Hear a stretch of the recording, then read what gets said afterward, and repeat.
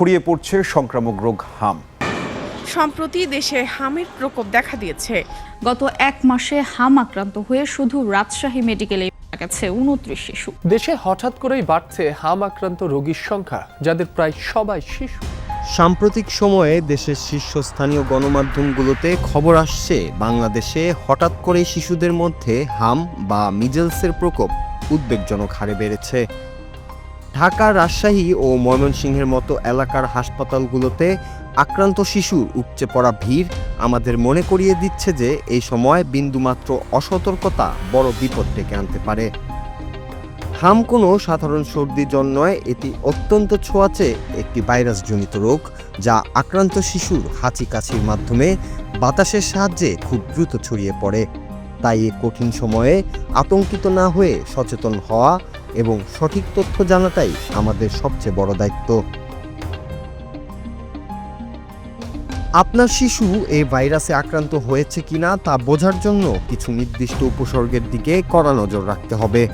রোগের শুরুতে শিশুর তীব্র জ্বর, সর্দি, একটানা কাশি এবং চোখ লাল হয়ে পানি পড়ার মতো লক্ষণ দেখা যাবে। এর ঠিক ৩ থেকে ৪ দিনের মাথায় শিশুর কানের পেছন ও মুখ থেকে শুরু করে সারা শরীরে ছোট ছোট লালচে দানা বা র্যাশ উঠতে শুরু করবে। এ সময় শিশুর খাবার ও বুকের দুধ খাওয়ার রুচি কমে যায় এবং প্রচণ্ড দুর্বলতা দেখা দেয়। তাই শুরুতেই লক্ষণগুলো চিনে নেওয়া অত্যন্ত জরুরি।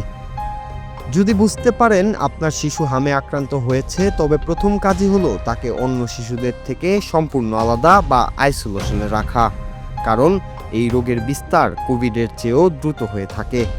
এরপর বিন্দুমাত্র অবহেলা না করে দ্রুত একজন বিশেষজ্ঞ চিকিৎসকের পরামর্শ নিতে হবে এবং ডাক্তারের পরামর্শ অনুযায়ী ওষুধ ও প্রচুর পরিমাণে তরল খাবার খাওয়াতে হবে। মনে রাখবেন, পর্যাপ্ত পুষ্টিকর খাবার ও তরলের অভাবে শিশুর শরীরে নিউমোনিয়ার মতো অন্য জটিলতা দেখা দিতে পারে। তাই শিশুকে পর্যাপ্ত বিশ্রামে রাখুন এবং মায়ের বুকের দুধ ও পুষ্টিকর খাবার খাওয়ানো অব্যাহত রাখুন। হাম থেকে বাঁচার একমাত্র এবং সবচেয়ে কার্যকর উপায় হলো শিশুকে সঠিক সময়ে টিকা দেওয়া। ইপিআই কর্মসূচির আওতায় শিশুদের ৯ মাস ও ১৫ মাস বয়সে ২টি ডোজের মাধ্যমে হামের টিকা দেওয়া হয়, যা আপনার শিশুকে এই ব্যাধি থেকে পুরোপুরি সুরক্ষিত রাখতে পারে।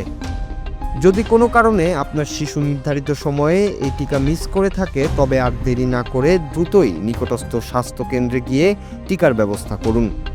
আপনার সচেতনতাই পারে আপনার সোনামণিকে সুস্থ ও নিরাপদ রাখতে।